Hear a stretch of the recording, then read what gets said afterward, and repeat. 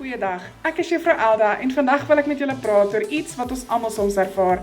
En dit is daardie ongemaklike gevoel wanneer ons iets nuuts of uitdagends moet aanpak. Dit is maklik om eerder te bly by wat vir ons bekend en veilig voel, maar groei begin dikwels juis buite hierdie gemaksone van ons.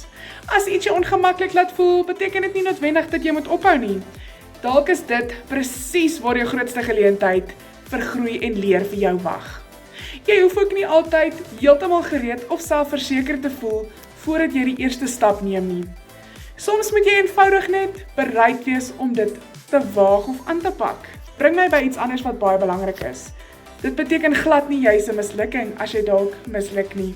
Ons almal maak foute, ons almal probeer soms iets wat nie uitwerk soos ons gehoop het nie. Ek het dit al ervaar en ek is seker julle het ook. Maar elke fout kan vir ons iets waardevols leer. Die belangrikste is nie hoeveel keer jy val nie, maar dat jy elke keer weer opstaan, leer en aanhou probeer. Moet ook nooit toelaat dat vrees jou toekoms bepaal nie. Vrees laat ons soms aan onsself twyfel en dit kan ons laat glo dat ons nie goed genoeg is nie, maar glo in die persoon wat jy besig is om te word. Elke keer wat jy kies om aan te hou, selfs wanneer dit moeilik is, bou jy aan jou karakter.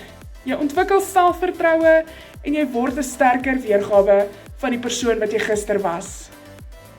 Daarom wil ek elkeen van julle hierdie week uitdaag. Probeer iets nuuts. Doen iets wat 'n klein bietjie uit jou gemaksone is.